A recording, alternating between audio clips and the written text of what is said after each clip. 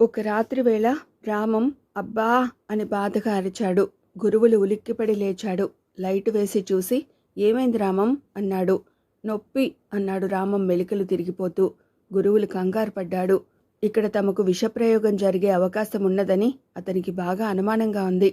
అందుకే భోజనం విషయంలో ఎన్నో జాగ్రత్తలు తీసుకుంటున్నాడు. రామాన్ని కూడా హెచ్చరించాడు. కానీ తామిద్దరూ ఎక్కువ కాలం కలిసి ఉండడం లేదు.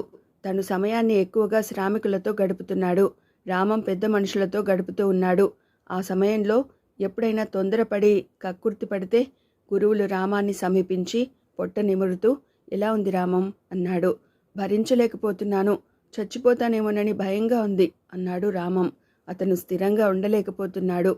గురువులు గదిలోంచి బయటకు వెళ్ళి ప్రెసిడెంట్ కోసం కేక పెట్టాడు. కొద్దిసేపట్లో ఆయన వచ్చాడు. అప్పటికి కూడా రామం ఇంకా మెలికలు తిరిగిపోతూనే ఉన్నాడు. అతని అవస్థ చూస్తుంటే ప్రెసిడెంట్కు కూడా అది దొంగనొప్పి కాదేమోనని అనుమానం వచ్చింది. అతడు కదిలే విధానం, ముఖంలో కనిపించే బాధ చాలా సహజంగా ఉన్నాయి. ఏం జరిగింది అన్నాడు ప్రెసిడెంట్. కడుపు నొప్పి అనుకుంటాను అన్నాడు గురువులు. త్వరగా డాక్టర్ని పిలిచి సరైన వైద్యం జరిపించండి. ఇంత రాత్రి సమయంలో ఏ డాక్టర్ వస్తాడు? ప్రొద్దుటి దాకా ఆగితే. ప్రెసిడెంట్ గారు, రోగులకు డాక్టర్కు టైం పట్టింపులుండవు, వెంటనే పిలిపించండి అన్నాడు గురువులు. ప్రెసిడెంట్ తన పాలేరుని లేపడానికి వెడుతూ తప్పనిసరి అయి వెడుతున్నట్లుగా ఇబ్బందిగా మొహం పెట్టాడు. గురువులు రామాన్ని సమీపించి, రామం ఏమైందో చెప్పు, నువ్వు గాని పొరపాటున ప్రెసిడెంట్ ఇంట్లో ఏమైనా తినలేదు కదా అన్నాడు. రామం అడ్డంగా తల ఊపి, రాదలిచి వచ్చిన నొప్పి ఇది, ఉండుండి కడుపులో శూలాలతో గుచ్చినట్లు బాధ, ఈ బాధ భరించడం కంటే ప్రాణాలు పోతే హాయిగా ఉంటుందనిపిస్తోంది అన్నాడు. గురువులు కళ్ళల్లో ధైర్యం చోటు చేసుకుంది. రామానికి ఏమీ కాకూడదని అతడు మనసులో కోరుకుంటున్నాడు. తన గొడవలో పడి రామాన్ని అశ్రద్ధ చేశానని, అతన్ని అన్ని వేళల్లోనూ తను అంటిపెట్టుకునే ఉండవలసిందని అనుకుంటూ ఆ మాటలే రామంతో అన్నాడు. భగవంతుడి దయ వల్ల నీకు ఈ గండం గడిస్తే ఇక నిన్ను ఒక్క క్షణం కూడా వదలను, అనుక్షణం నిన్ను అంటిపెట్టుకుని కంటికి రెప్పలా కాపాడుకుంటాను అన్నాడు గురువులు. రామంపై ఆ మాటలు వింత ప్రభావాన్ని చూపించాయి. గురువులలా అనకుండా ఉంటే బాగుండునని అతనికి అనిపించింది.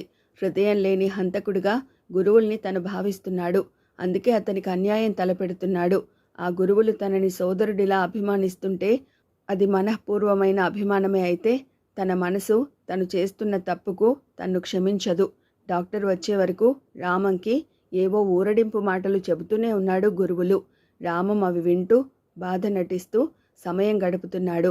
డాక్టర్ వచ్చి రామాన్ని పరీక్షించి, ఏమిటో తెలియడం లేదు, అంతా బాగానే ఉన్నట్లుంది, బహుశా అజీర్తి వల్ల వచ్చి ఉండాలి, పొట్ట చూస్తే అలా అనిపించడం లేదు అన్నాడు. అబ్బా అంటూ రామం మంచం మించి ఎగిరిపడ్డాడు. డాక్టర్ గారు, అంతగా అంతుపట్టని రోగంగా మీరు భావిస్తే ఇతన్ని మీ ఇంటికి పంపిస్తాను. సరంజామా అంతా అక్కడే ఉంది కదా అన్నాడు ప్రెసిడెంట్. అదే మంచిదనిపిస్తోంది నాకును అన్నాడు డాక్టర్. గురువులకు అందులో అనుమానించాల్సినది ఉందనిపించింది. కడుపు నొప్పికి ఏదో మిక్స్చర్ ఇస్తే సరిపోయేదానికి ఇంత హడావుడి దేనికి? పేషెంట్ని డాక్టర్ ఇంటికి తీసుకెళ్లడం ఎందుకు? మీ ఇష్టం, నా సలహా నేనిచ్చాను అన్నాడు డాక్టర్. నన్ను వెళ్ళని గురువులు, ఈ బాధ భరించలేను అన్నాడు రామం. రామం, నీకు తెలియదు, నువ్వు ప్రమాదంలో ఇరుక్కుంటావు. వీళ్ళు నిన్ను నా నుంచి వేరు చేయాలని చూస్తున్నారు అన్నాడు గురువులు. ముందు కడుపు నొప్పి నా నుంచి వేరు కానివ్వు గురువులు అన్నాడు రామం. అతను పొట్ట పట్టుకుని మంచం మీద అంతెత్తు ఎగిరాడు. ఇది మిక్చర్కు లొంగే నొప్పి కాదు, నిద్ర మాత్ర వేసి ఇతన్ని రాత్రంతా పరీక్షించాలి. సరంజామా అంతా ఇంటి వద్ద ఉంది. ఇప్పుడిలా ఇక్కడ వదిలిపెడితే కోతిపుండు బ్రహ్మరాక్షసి కావచ్చు అన్నాడు డాక్టర్. మనిషి ప్రాణాల కంటే ముఖ్యమైనదేముంది? ఈ గురువులతో మనకు పని లేదు. ఇతడు పచ్చి రక్తం కళ్ళ చూసే హంతకుడు. ప్రాణాల విలువ తెలియదు. ఈ మనిషి అనుమతితో మనకు నిమిత్తం లేదు. రామాన్ని మీ ఇంటికి చేర్చే బాధ్యత నాది అన్నాడు ప్రెసిడెంట్. నాకు ప్రాణాల విలువ తెలియని మాట నిజమే. నేను పచ్చి రక్తం కళ్ళ చూసే మాట కూడా నిజమే. రామానికి కించిత్ ప్రమాదం వాటిల్లినా ఈ రెండు నిజాలు మీరు తెలుసుకుంటారు, గుర్తుంచుకోండి అన్నాడు గురువులు. రామానికి కడుపు నొప్పి రావడం గురువులకు నచ్చలేదు. అదొక అపశకునంగా అతను భావించాడు. తన పథకానికి ఇదో పెద్ద దెబ్బ. ఈ కారణంగా జరిగే ఆలస్యం మాట అటుంచి తను వాళ్ళ చేతుల్లోకి వెళ్ళిపోతున్నాడు. రామం గురించి రామేశానికి తను హామీ ఇచ్చాడు. ఇప్పుడు రామం ప్రాణాలు డాక్టర్ చేతిలో ఉన్నాయి. ప్రెసిడెంట్ పాలేరు రామాన్ని భుజాల మీద వేసుకున్నాడు. రామం ఉండుండి ఎగిరిపడుతూనే ఉన్నాడు. కాని పాలేరు బలాఢ్యుడు. అతను రామాన్ని అవలీలగా ఎత్తుకుని డాక్టర్ ముందు నడుస్తుంటే తను వెనుకగా నడుస్తున్నాడు. అక్కడ్నుంచి వెళ్ళిపోతూ, గురువులు గుర్తుంచుకో, గడువు రేపు రాత్రి వరకే అన్నాడు ప్రెసిడెంటు. గురువులు కోపాన్ని ఆవేశాన్ని నిగ్రహించుకున్నాడు. ముందు ఏం చేయాలా అని తీవ్రంగా ఆలోచిస్తున్నాడు. ఎవరది అంటూ తలుపులు తీసిన డాక్టర్ గురువుల్ని చూసి ఆశ్చర్యపోయి, నువ్వా అన్నాడు. అవును నేనే, రామానికెలాగుంది అన్నాడు గురువులు. నువ్వెళ్ళి చూడు అన్నాడు డాక్టర్. గురువులు రామం ఉన్న గదిలోకి వెళ్ళాడు. రామం మంచం మీద ప్రశాంతంగా ఉన్నాడు. అతను మెలకువగానే ఉన్నాడు. ఎలా ఉంది అని అడిగాడు గురువులు. ప్రస్తుతానికి బాగానే ఉంది, కానీ ఏ మందుకు లొంగలేదు. హఠాత్తుగా దానంతట అదే తగ్గింది. మళ్ళీ రావచ్చునంటున్నాడు డాక్టర్. బహుశా 2 రోజులు చూసి పట్నం పంపాల్సి ఉంటుందేమోనని కూడా అన్నాడు రామం. అన్నీ అబద్ధాలు, మందులకే తగ్గుంటుంది అన్నాడు గురువులు. అలాగే అనుకోవాలని నాకు ఉంది, కానీ అది భయంకరమైన బాధ. మళ్ళీ వస్తుందని తలుచుకుంటేనే నాకు భయంగా ఉంది. పగవాడికి కూడా రావద్దు ఆ బాధ అన్నాడు రామం. పగవాడికి కూడా వద్దనుకునే అనుభవాలు చాలా ఉన్నాయి ఈ ప్రపంచంలో. అలాంటి అనుభవాన్నొకటి ఇప్పుడు ఇక్కడ ప్రదర్శించబోతున్నాను. ఓపిక ఉంటే చూడు అన్నాడు గురువులు. రామం ఆశ్చర్యంగా ఏమిటి అన్నాడు. ఏమిటా? చేసిన పాపం ఏనాటికైనా పండుతుందంటారు. అదేమిటో ఇప్పుడే వీళ్ళల్లో చూడవచ్చు అన్నాడు గురువులు. రామానికి భయం వేసింది. అతనికి కంగారు కూడా వచ్చింది. గురువులు కానీ తన పథకాన్ని గ్రహించలేదు కదా. నీ మాటలు వింటుంటే నాకేదో భయంగా ఉంది అన్నాడు రామం. నీ తెలివితేటల్ని నటనను అభినందిస్తున్నాను రామం. నాతో రా, జరగబోయేది చూద్దువు గాని అన్నాడు గురువులు. తన విషయం గురువులకి తెలిసిపోయిందని రామం గ్రహించాడు.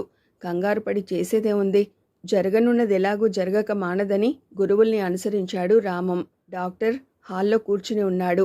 రామం గురువులు అక్కడికి రావడం చూసి గురువులను ఉద్దేశించి, పేషెంట్ని కదపడం అట్టే మంచిది కాదు అన్నాడు డాక్టర్. ఆ సంగతి నాకు తెలుసు, కానీ నిన్న ఓ హెచ్చరిక పారేశాను, గుర్తుందా? ఆ పని మీదే ఇక్కడికి వచ్చాను. నా క్రియాశూరత్వం ఎలా ఉంటుందో నా స్నేహితుడు తెలుసుకోవాలని ఇక్కడికి తీసుకువచ్చాను అన్నాడు గురువులు. ఏమిటి నువ్వనేది అన్నాడు డాక్టర్. అతని ముఖంలో కాస్త కంగారు కనపడింది. రామం, నువ్వెళ్ళి డాక్టర్ పక్కన కూర్చో అన్నాడు గురువులు. రామం వెళ్ళి డాక్టర్ పక్కన కూర్చున్నాడు. డాక్టర్ కూర్చున్న చోటు నుంచి కదలకుండా గురువులు వంక చూస్తున్నాడు. అతడి కళ్ళల్లో భయం లేదు, నిర్లక్ష్యం ఉంది. ఒకసారి నీ పెళ్ళాన్ని పిలు అన్నాడు గురువులు. ఎందుకు అన్నాడు డాక్టర్. చెబుతాను, పిలవడానికి భయంగా ఉందా అన్నాడు గురువులు. నా ఇంట్లో నాకు భయం ఏమిటి అన్నాడు డాక్టర్. అంటూనే అతడు గట్టిగా రమా అని పిలిచాడు. వస్తున్నా అన్న స్త్రీ కంఠం వినిపించింది. గురువులు అటుగా చూస్తున్నాడు. ఒక అందమైన స్త్రీ వయ్యారంగా నడుచుకుంటూ వచ్చి గురువుల్ని చూసి టక్కున ఆగిపోయింది. పర్వాలేదు రమా, ఇలా రా, ఆయన మన అతిథి అన్నాడు డాక్టర్. అతడి కళ్ళల్లో నిర్లక్ష్యం స్పష్టంగా కనపడుతోంది. అతడి ధైర్యానికి కారణమేమిటా అని ఆలోచిస్తున్నాడు గురువులు. నేను నీ అతిథిని కాను అన్నాడు గురువులు. నా ఇంటికి వచ్చిన ప్రతి ఒక్కరిని అతిథిగా భావించి గౌరవించడం నా సంస్కారం. అది నీకు అర్థం కాకపోతే నీ కర్మ అన్నాడు డాక్టర్. అంత మర్యాదస్తుడివా? అయితే కాసేపు నీ పెళ్ళాన్ని నాకిస్తావా అన్నాడు గురువులు. ఆ కంఠంలో హేళన లేదు. గురువులు, మర్యాదను అతిక్రమిస్తున్నావు అన్నాడు డాక్టర్. మర్యాదను అతిక్రమించడం లేదు, నీ పెళ్ళాన్ని పిలవమని అడిగింది అందుకే అన్నాడు గురువులు. అతని కంఠం చాలా తీవ్రంగా ధ్వనించింది.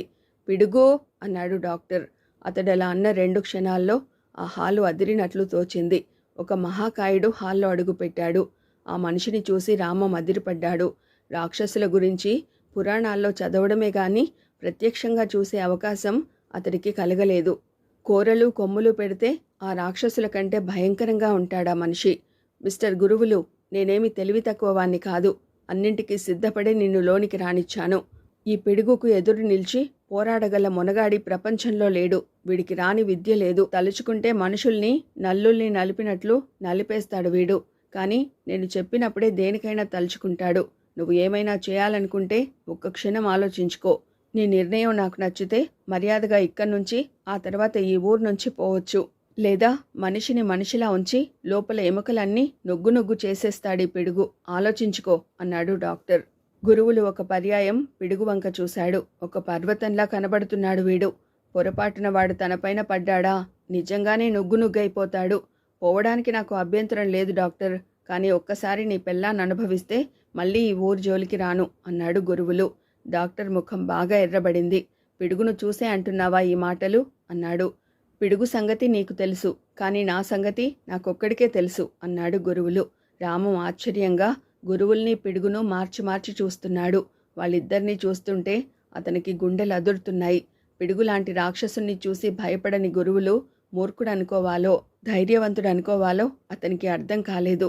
గురువులకు అంత్యకాలం సమీపించిందని అతడు భావించాడు. అయితే పిడుగును ఎదిరిస్తావా అన్నాడు డాక్టర్. ఎదిరిస్తాను. నేను పిడుగును మట్టి కరిపిస్తే నీ పెళ్ళాన్ని నాకు అప్పగిస్తావా అని అడిగాడు గురువులు. అతడి మాటలకు పిడుగు కూడా ఆవేశపడ్డాడు. ఇంక లాభం లేదు, నా సహనానికి హద్దు నశించింది. పిడుగు, నీకు తోచిన విధంగా వీడి పని పట్టు, ప్రాణాలు మాత్రం తీయకు అన్నాడు డాక్టర్. పిడుగు తానున్న స్థలం నుంచి కదిలాడు. అతడు కదులుతుంటే హాలు అదురుతోంది. గురువులు తన వైపు వస్తున్న పిడుగునే శ్రద్ధగా గమనిస్తున్నాడు. డాక్టర్, రామం, రమ ముగ్గురు కుతూహలంగా ఏం జరుగుతుందోనని చూస్తున్నారు. తన చెలికాని పని అయిపోయిందని రామం అనుకుంటున్నాడు. గురువులు పీడ ఈనాటితో సరి అని డాక్టర్ అనుకుంటున్నాడు. కర్మం కాలి గురువులు నెగ్గితే తన పని ఏమవుతుందని రమ కంగారు పడుతోంది. యుద్ధానికి ఆమె అభిమానానికి సంబంధం ఉంది మరి. పిడుగు చేతులు చాపి గురువుల్ని సమీపించాడు. గురువులు అతనికి అందకుండా కొద్దిగా వంగాడు. గురువుల్ని అందుకోవడానికి పిడుగు కూడా వంగాడు. గురువులు మెరుపులా అక్కడి నుంచి పక్కకు తప్పుకుని గాలిలోకి ఎగిరి పిడుగు వీపు మీద బలంగా తన్నాడు కాళ్లతో. ఊహించని ఈ దెబ్బకు పిడుగు బోరగిల పడిపోయాడు. అతడి ముందు పళ్ళు రెండు విరిగాయి. అంతటి మహాకాయం ఒక్కసారి నేల కూలేసరికి ఓ పట్టాన లేవలేకపోయాడు. ఈలోగా గురువులు పిడుగు వీపు మీద ఓ చిన్న తాండవ నృత్యం చేశాడు. ఆ నృత్యం కారణంగా పిడుగు కదలడానికి మరింత కష్టమైంది. గురువులు తన నృత్యాన్ని 1 నిమిషం సాగించి హఠాత్తుగా ఆగి పిడుగు భుజాల మీద మెరుపు వేగంతో 2 దెబ్బలు వేసి క్రిందకు దిగాడు. డాక్టర్, పిడుగు లేవడానికి ఇంకో అరగంట పడుతుంది. ఆ సంగతి తర్వాత చూసుకుందాం. నీ పెళ్ళాన్ని నాకు అప్పగించు అన్నాడు గురువులు. గురువులి ప్రతాపానికి రామం ఆశ్చర్యపోయాడు. డాక్టర్ వణికిపోయాడు. డాక్టర్ భార్య రమ హడలిపోతూ అప్రయత్నంగా గురువులు ముందుకొచ్చి చేతులు జోడించి దండం పెట్టి, అన్నలాంటి వాడివి, నన్ను రక్షించు అంది. నీ మొగుడు పిడుగును నా మీద ఉసికొలిపినప్పుడు నేను నీకు అన్నలాంటి వాడినని గుర్తుండి ఉండదు. పిడుగు నన్ను హింసిస్తుంటే చూసి ఆనందించాలనుకున్నావు. వాడు మట్టి కరవగానే నన్ను అన్నలాంటి వాడినంటూ వచ్చావు. చాలా గొప్ప సంస్కారం నీది అంటూ చేయి పట్టుకున్నాడు గురువులు. డాక్టర్ ఉద్రేకంగా లేవబోయాడు. గురువులు చటుక్కున ఆమెను వదిలి డాక్టర్ వద్దకు వెళ్ళి అతని ముక్కుకి ఏదో వాసన చూపించాడు. డాక్టర్ ఉన్నపళంగా కుర్చీలో కూలబడిపోయాడు. రామం, నువ్విక్కడే కూర్చుని ఉండు అన్నాడు గురువులు. డాక్టర్, ఇప్పుడు నువ్వు వాసన చూసిన మందు నువ్వు తయారు చేసిందే. ఇది వాసన చూపించి మనుషులను నిర్వీర్యుల్ని చేసి దెయ్యాల పేరుతో బెదిరించేవాడు ప్రెసిడెంట్. ఒకప్పుడు నువ్వు ఒక శ్రామికుడి భార్యని ఇదే విధంగా అవమానించావు. నీకు ఆ అవమానం తప్పదు. నేను ఆ గదిలోకి వెళ్ళి తలుపు వేసుకుంటాను. నువ్వలా చూస్తూ ఉండు అన్నాడు గురువులు. డాక్టర్ కదలాలనుకున్నాడు, కదల్లేకపోయాడు. ఏదో అనాలనుకున్నాడు, అనలేకపోయాడు. రామం వంక చూశాడు. రామం అతనికి సహాయపడేలా లేడు. గురువులు డాక్టర్ భార్యను బలవంతంగా ఓ గదిలోకి లాక్కుని వెళ్ళి తలుపులు వేసుకున్నాడు. మనం మళ్ళీ ఇలా సమావేశం అవుతున్నందుకు నాకు చాలా సంతోషంగా ఉంది అన్నాడు గురువులు. మా హెచ్చరిక సంగతి ఏం చేశావు అన్నాడు ప్రెసిడెంట్. నేను రంగంలోకి దిగాను. ఏం జరిగిందో చెప్పమంటే చెబుతాను అన్నాడు గురువులు. చెప్పు అన్నాడు ప్రెసిడెంట్. ఒక స్త్రీ చెరచబడింది. ఉలిక్కిపడ్డారు చాలామంది పెద్దలు. ఎవరామే అన్నాడు ప్రెసిడెంట్. మీ 10 మందిలో ఒకరి భార్య అన్నాడు గురువులు. డాక్టర్ మౌనంగా తలదించుకున్నాడు. గురువులు మళ్ళీ అన్నాడు, నా కార్యరంగంలో ఇది మొదటి మెట్టు. తర్వాత చర్యలు ఇంకా చాలా ఘోరంగా ఉంటాయి. నీ మాటలు నమ్మి బెదిరిపోతామనుకోకు అన్నాడు ప్రెసిడెంట్. నా మాటలు నమ్మాల్సిన అవసరం ఉన్నదో లేదో ఆ తల వంచుకుని కూర్చున్న డాక్టర్ గారిని అడగండి అన్నాడు గురువులు. ఏం జరిగింది, ఎలా జరిగింది అన్నాడు ప్రెసిడెంట్ కంగారుగా. డాక్టర్ ముఖం చూడగానే ఆయనకు అనుమానం కలిగింది. ఏదో జరిగే ఉంటుందని. చెప్పు డాక్టర్, లేకుంటే సాక్ష్యాలతో సహా ఊరంతా ప్రచారం చేసేస్తాను. ఇప్పుడు చెబితే ఈ పెద్ద మనుషుల మధ్య నీ రహస్యం భద్రంగా ఉంటుంది అన్నాడు గురువులు. ఇందులో ఇంకా రహస్యానికి తావెక్కడుంది? నా బ్రతుకెలాగూ హీనమైపోయింది అన్నాడు డాక్టర్. పాపం, అందరికీ తెలిసాక కూడా ఆ సూరయ్య తన బ్రతుకు వెళ్ళబుచ్చడం లేదు. వాడు మనిషే, నువ్వు మనిషే. దానికేం పర్వాలేదు, కానీ జరిగింది చెప్పు. డాక్టర్ నెమ్మదిగా జరిగింది చెబుతుంటే అందరూ భయభ్రాంతులై విన్నారు. పిడుగును ఒక్క క్షణంలో మట్టి కరిపించాడంటే గురువులు సామాన్యుడై ఉండడని వారందరికీ అనిపించింది. ఇదంత సామాన్యమైన వ్యవహారం కాదని ప్రెసిడెంట్ కూడా అనిపించింది. 10 మంది కాసేపు చర్చలు జరిపారు. కాసేపయ్యాక మాకు మరో రోజు గడువు కావాలి అన్నాడు ప్రెసిడెంట్.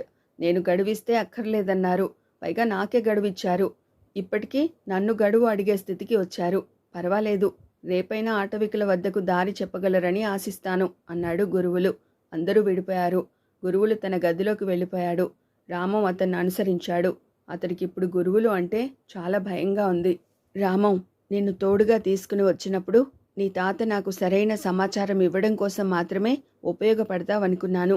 నీ కారణంగా నేను త్వరగా పనులు పూర్తి చేసుకోలేనేమోననుకున్నాను. కానీ నువ్వు నాకింత బాగా ఉపయోగపడగలవని నేను అనుకోలేదు. నీ బుర్రలో ఇంతటి అమోఘమైన తెలివితేటలున్నాయని అనుకోలేదు అన్నాడు గురువులు. రామం ఆశ్చర్యంగా ముఖం పెట్టి, ఏమిటి నువ్వు గ్రహించిన ఆ తెలివితేటలు అన్నాడు.